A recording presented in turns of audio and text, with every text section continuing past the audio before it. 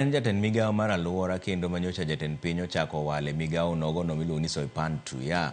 Ochako wile kendo koro tere migao mar lweny. Soipan Tuya koro wilore kod jawadgi mar lweny Duale makoro wale migao mar aluora. Lokruok makamano nolandi kod spika mar od bura Moses Wetangula e chakruok ayanga mar twak tok yweyo mar jumbe adek.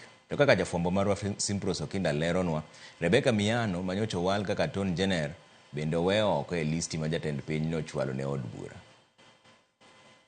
E gino manenore ka gima mutni pod nitiere walo jotend migepe e oboke manochwal ne od bura wi jotend migepe manowal monego puodhi kod od bura. Jo od bura nobuok winjo lokruok manitiere listi no mane opogore kod listi ma jatend piny owuon nyocho golo.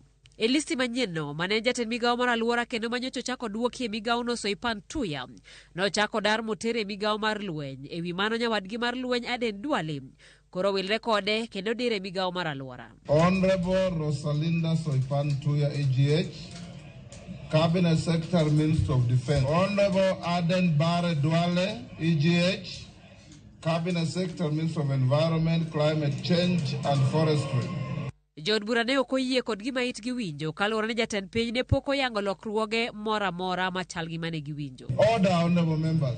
Kata kapok weche dhi mabor, jod bura bende ofwenyo ni e listi manochwal no bende nyinga ton jener manowal Rebecca Miano ok okete. Nyalo bedo ni en bende olokne lemo koso jatend piny oloko pache e wi welo makamano. Well, I would like you, Mr. Speaker, to confirm indeed that what you've read is actually what was communicated by the head of state.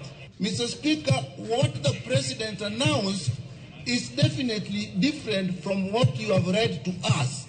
Mr. Speaker, at that point alone, the public will not really have confidence in what we are doing, unless probably the President came and first of all made the changes. He has the ability to do that. But what the public knows of the people we are going to get is actually what he announced. Now, what we are going to get now is totally different. Chino mar chako puodho jotend migepe mowal chakre ayanga juma manyien ka jaod bura Masuna East Junet Mohamed mabende nitiere komiti mochung'ne nono kod puodho jotelo mowal osingo ni wang'ni gidhi timo tich maler e neno ni gipuodho mana jogo moridre kendo mowinjore kod lemo momigi. This time, Mr. Speaker,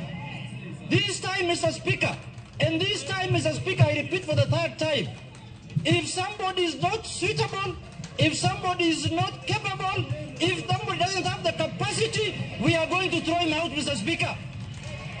We must do justice to Kenyans, Mr. Speaker, and we must do our work properly this time, Mr. Speaker. While the bar must be raised high for anyone appointed to cabinet, Mr. Speaker, or any other public position, we do not also expect that we are going, or His Excellency the President is going to appoint angels into cabinet. Kotenre kod wito oko paro mar chik omenda ma higa ni, spika olero ni jod bura biro yudo thuolo mar goyo ombulu mar wito paro mar chik no, kokwero jod bura e wi miriambo ma gisebedo ka giwacho e koso wito oko paro mar chik omenda ma higa ni. Od bura duogo kod ting' mapek ka bende igeno ni gidhi puodho lokruok mar budget ma higa ni tok wit oko paro mar chik omenda. Simpros Okinda, Ramogi TV.